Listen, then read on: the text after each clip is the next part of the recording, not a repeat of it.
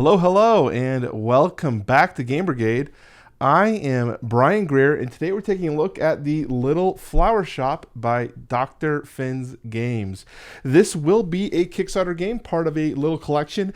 Today we're specifically talking about the Little Flower Shop. So if you're interested in my opinion, as well as the gameplay setup and some of the rules of this game, stay tuned for more. Make sure you check down below for timestamps. If you're looking for a specific section, they're all listed there for your convenience. But without further ado, let's hit up the Little Flower Shop.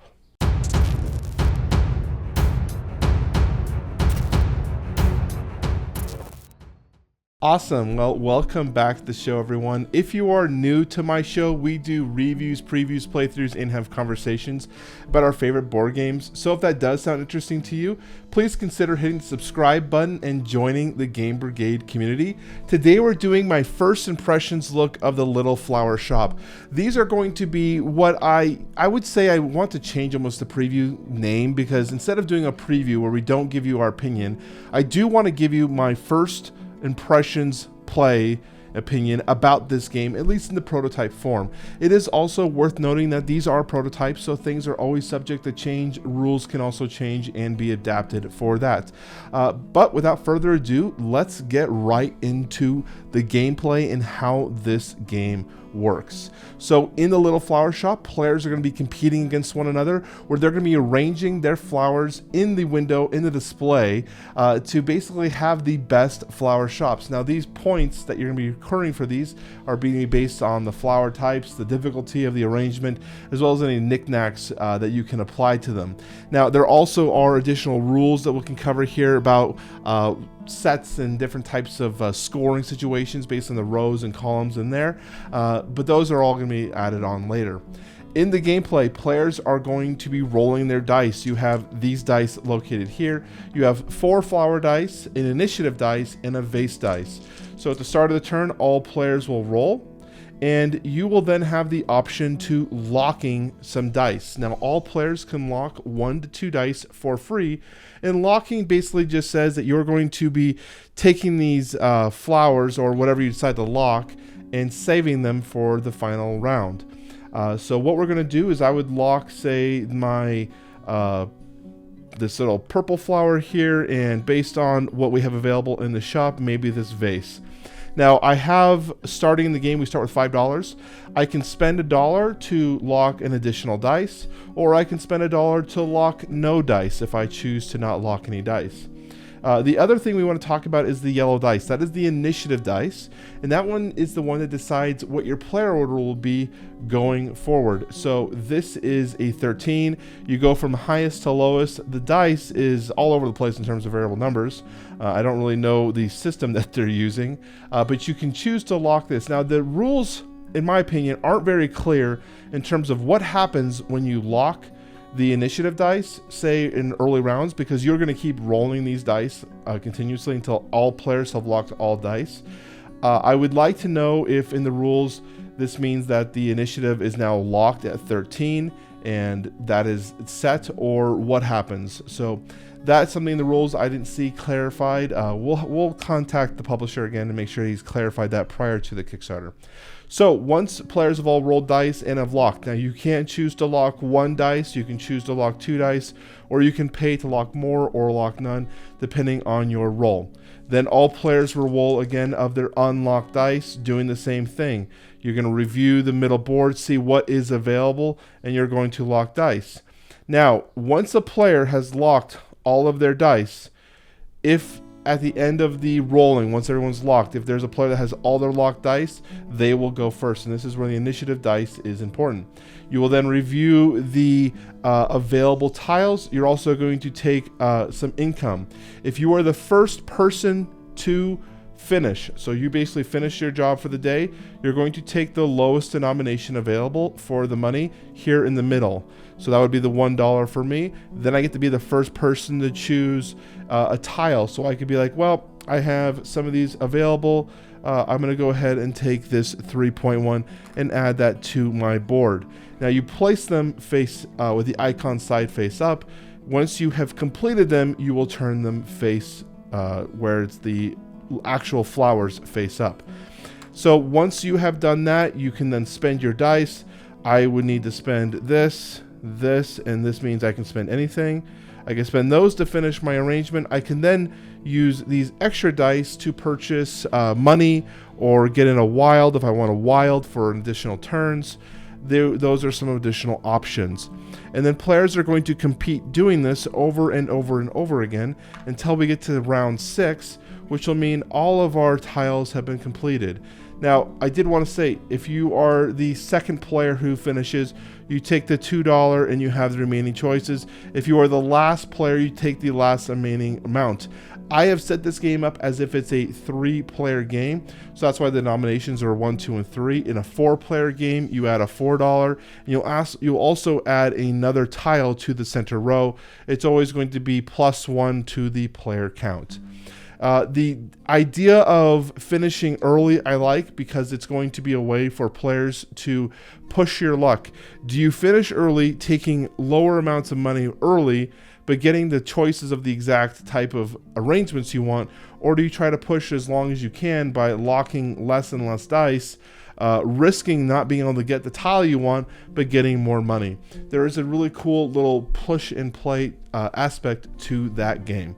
So that's basically about it. We do have these rules here in terms of these additional rolls, and what these mean are how many points the players will be getting. So this says if you have 15 points in a row, you can get 2 points for that.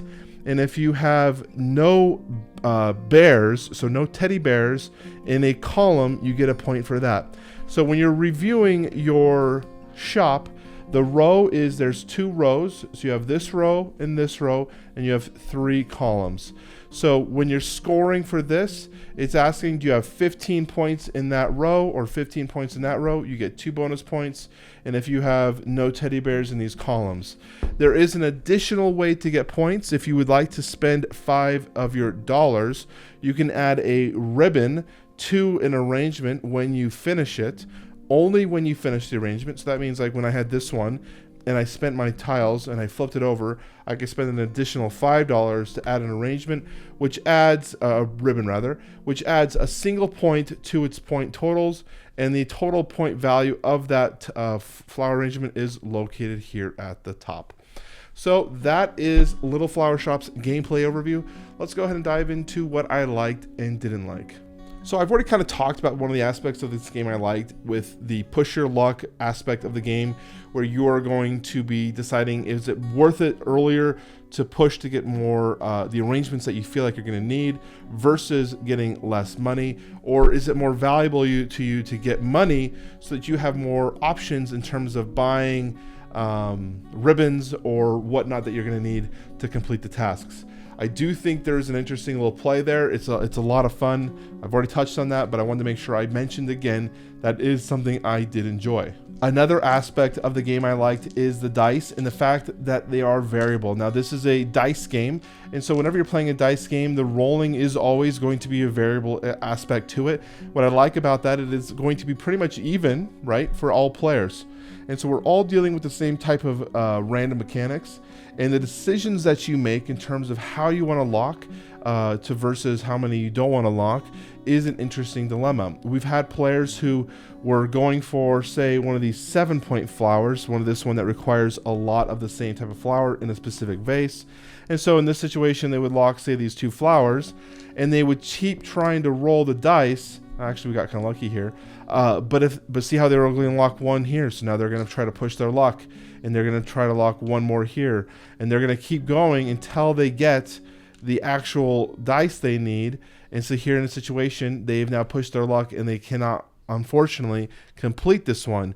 But if this one was then taken by another player because they want to have it for another round, now they're in a really weird situation where they might not have the right type of situation. I do like that aspect of the dice rolling where there is kind of this variable aspect to it. And I think that's kind of fun. The final thing that I really want to talk about was the overall theme of the flower shop. I usually really talk about how much I like theme, and I wouldn't say necessarily that Little Flower Shop is a theme that aligns with my personal tastes. As always, like if you watch my channel, you see the type of games that I like. I usually like heavier mini type war games. So looking at Flower Shop, it's not something I would immediately jump down to, but I had actually a lot of fun playing this game. It worked really well for us when we played it with our family, and we had different types of arrangements for people at different types of player levels.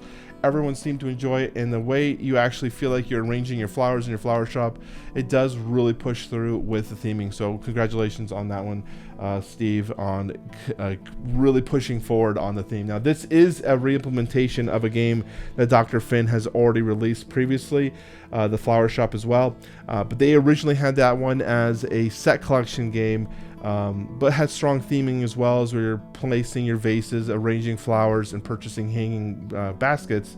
So this game has been very well implemented, and I think it's an interesting, fun game. But let's talk about what I didn't like, and there's not too much about that. And I think what I want to talk about mostly is the dice again. We talked about why I liked it because it is variable, but I do think there is an aspect of that variability that some players might not like because of what I talked about originally, where a player, because of the limited amount of tiles here in the middle, if a player feels like they are not getting what they need to complete the game, they can get fairly hamstrung. We had situations where players couldn't finish enough arrangements, mostly because they were going for high scoring, and this could be on them for going for, say, these 7-pointers. But they couldn't finish them because they didn't get the right dice variables for what they were needing. And so it made it so at the end game scoring, once we had completed all 6 rounds, they would say have a missing 1 not completed. So something like this there, their board would look like this. And it wasn't as fruitful for them. And so I don't necessarily think that's a fault of the game in itself. I do think that's more of the players' decisions and their making, but it is something to be aware of. So if that is something that might occur in your player group, just take note of it. I don't think this is a fault of the game. I think the game plays very well, and it's fairly well rewarding in terms of allowing you to correct your mistakes by spending unneeded dice for additional money and or the wild tokens. But just take note that you're definitely the most value of your dice is using them 1-for-1 for a tile, if at all possible. So that's it. So that's Little Flower Shop. Definitely a game I'm recommending people to check out on the Kickstarter page once it's live. We'll have more information down in the description once the campaign is live, so make sure you check down there in the description. Again, timestamps, you've already seen the whole video by this point, so but whatever, timestamps down below for your convenience. We'll also be having the publisher in the comment section down below, checking for any comments or any questions if you have any, so please leave those comments down below. If you really want to support the channel and help us out, please consider leaving a subscription and a like. It does greatly help the channel. Again, thank you for watching. I hope to talk to you all very soon.